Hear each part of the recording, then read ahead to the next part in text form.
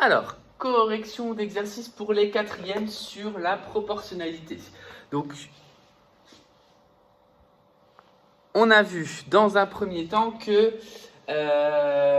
comment calculer une quatrième proportionnelle à l'aide du calcul du coefficient de proportionnalité, à l'aide de la linéarité ou à l'aide de l'égalité du produit en croix. On a déjà corrigé des petits exercices qui mettaient en situation des tableaux. Là, clairement, on a des tableaux qui sont donnés et en gros, la question qu'on va vous poser, c'est est-ce que cela correspond à la proportionnalité? Pour y répondre, du coup, on a vu une méthode classique. Attention, cette question pourrait être très bien posée sans tableau. Et donc, du coup, ça serait à vous de créer le tableau. Encore une fois, ça facilite la création d'un tableau, facilite la résolution de ce type de problème. Donc, est-ce que le nombre de personnes est proportionnel à la durée? Pour y répondre, on va chercher est-ce qu'il existe un unique coefficient A, que j'appelle A, qui va me permettre de passer de la durée au nombre de personnes par une seule multiplication avec exactement le même coefficient. Si la réponse est oui pour les 4 colonnes, dans ce cas, ça va être proportionnel et on aura le coefficient de proportionnalité qui nous donnerait le nombre de personnes par minute. Si la réponse est non, pour une seule colonne, ce n'est pas proportionnel et donc du coup, on a fini notre exercice. Donc ce que je viens de dire là, on cherche s'il existe un unique coefficient, c'est ce qu'on va écrire. On cherche s'il existe un unique coefficient A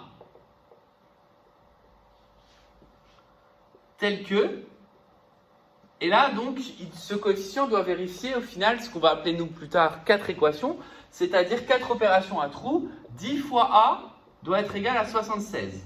Ensuite 20 fois A doit être égal à 152. 30 fois A doit être égal à 258. Et enfin 45 fois A doit être égal à 360.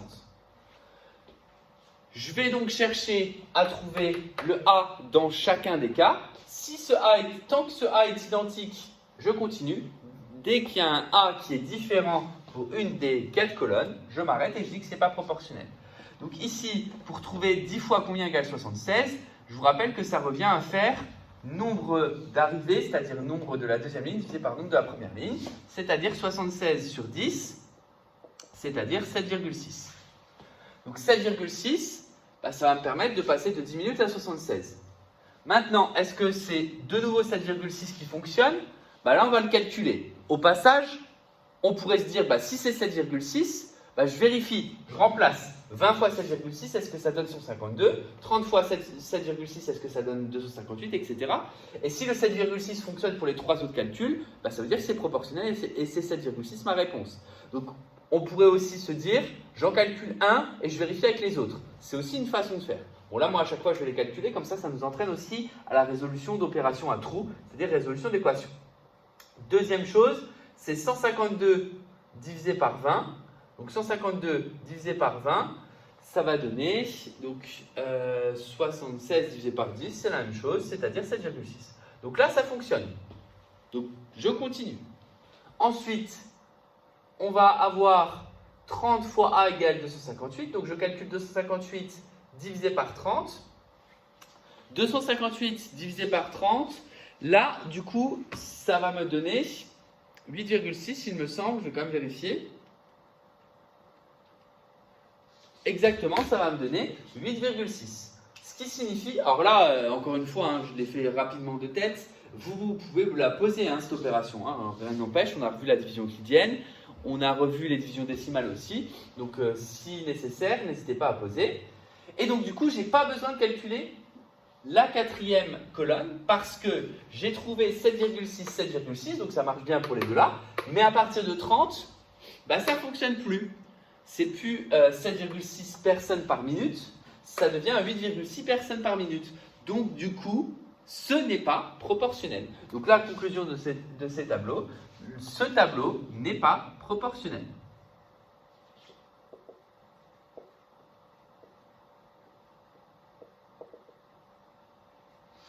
Voilà, donc ça, c'est un exemple de non-proportionnalité. Maintenant, on va faire la même chose dans le 19, où, je l'espère, ça sera, de toute façon, ils le disent dans l'énoncé, de vérifier que ce tableau est proportionnel. Donc là, il y aura 3 cases à vérifier. Mais ils ont été gentils, parce que moi, si j'avais dû donner ça dans ce contrôle, je n'aurais pas donné la première question. C'est-à-dire que pour vérifier que deux grandeurs sont proportionnelles, il faut que ces grandeurs soient exprimées dans la même unité. Vous ne pouvez pas parler de millimètres d'un côté et de kilomètres de l'autre. Donc du coup, si vous avez une grandeur, donc la longueur, tout doit être dans la même unité. Donc là, vous voyez des centimètres, des mètres, des décimètres. Là, ils vous ont demandé de tout convertir en mètres. Maintenant, ça serait à vous de vous le dire si ce n'était pas précisé. Et on va chercher de nouveau, une fois qu'on aura fait ces conversions, à savoir est-ce qu'il existe un unique coefficient que je vais appeler A qui va me permettre de passer de la longueur au prix. Et donc du coup on aurait le prix pour 1 mètre, le prix par mètre si c'est proportionnel. Donc là je vais chercher de nouveau s'il existe un unique coefficient A, donc ça je laisse la même phrase, mais en attendant du coup je fais mes conversions. Donc 70 cm c'est 0,7 mètres. 1,2 mètres, c'est 1,2 mètres, et 20 décimètres, c'est 2 mètres. Et donc, du coup, je vais chercher s'il existe un unique coefficient A qui permet de passer de 0,7 à 1,75, 1,2 à 3 et de 2 à 5. Pour ça, je vais, du coup, écrire mes trois opérations. 0,7 fois le coefficient doit être égal à 1,75. Ensuite, deuxième opération, 1,2 fois A doit être égal à 3. Et enfin, 2 fois A doit être égal à 5. Donc ici, pour trouver ça, on va du coup devoir calculer A qui est égal à 1,75 divisé par 0,7. Là, petit rappel pour réussir à faire ce calcul de tête, même si vous allez certainement utiliser la calculatrice, c'est tout simplement, il va falloir transformer le 0,7 en entier. C'est-à-dire que là, je vais multiplier par 10 au numérateur et au dénominateur pour obtenir la division à poser, 17,5 divisé par 7. Je pose ensuite 17,5 par 7, division décimale. Dans 17, combien de fois je peux mettre 7? La réponse est 2. Ça fait donc 14, reste 3. Ensuite, je descends le 5, mais il est après la virgule, donc je mets une virgule. Et donc dans 35, combien de fois je peux mettre 7? La réponse est 5 fois, reste 0. Et donc du coup, ça me donne bien 2,5. Ensuite, le 1,2 divisé par 3, de la même façon, ça me fait A égale 3 divisé par 1,2. Je veux supprimer la virgule du dénominateur, donc du coup je multiplie de nouveau par 10. Ça me fait 30 divisé par 12 à calculer. Je pose l'opération 30 sur 12. Dans 30, combien de fois je peux mettre 12? La réponse est 2, ça fait 24, reste 6. Je descends le 0 qui est après la virgule, je mets une virgule. Dans 60, combien de fois je peux mettre 12? Ça fait encore 2,5. Donc je trouve encore 2,5. Et enfin, dans 2 fois A égale 5, A égale 5 demi. Et ça, j'espère que tout le monde sait que 5 demi, ça fait aussi 2,5. Ainsi, mes trois calculs ont donné 2,5. Ce qui me permet de conclure que ce tableau est proportionnel.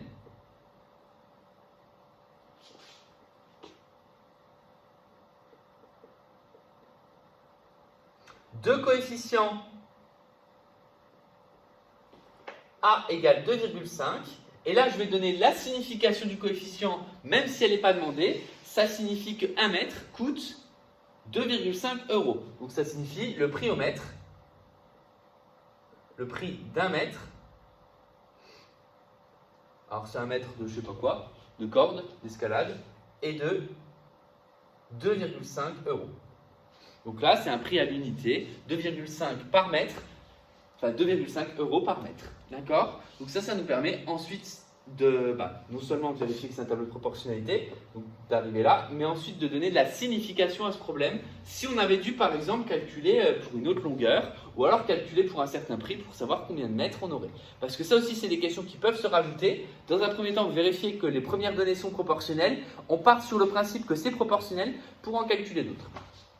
Et donc là, utiliser les propriétés. Mais vraiment, vérifiez qu'un tableau est proportionnel, pas d'autre méthode. Ne vous embrouillez pas avec un produit en croix qui serait trop compliqué. Ne vous embrouillez pas avec la proportionnalité, de la linéarité, c'est-à-dire du travail sur les colonnes, parce que au final, ce sont des propriétés de la proportionnalité et c'est donc plus difficile à justifier en utilisant ces méthodes pour vérifier qu'un tableau est proportionnel. Donc la vérification d'un tableau de proportionnalité, c'est l'existence d'un coefficient qui permet de passer de la première ligne à la deuxième ligne. S'il existe et il est unique, c'est proportionnel. S'il existe et qu'il n'est pas unique, eh ben, c'est pas proportionnel. Donc ça veut dire qu'au passage, il n'existe pas.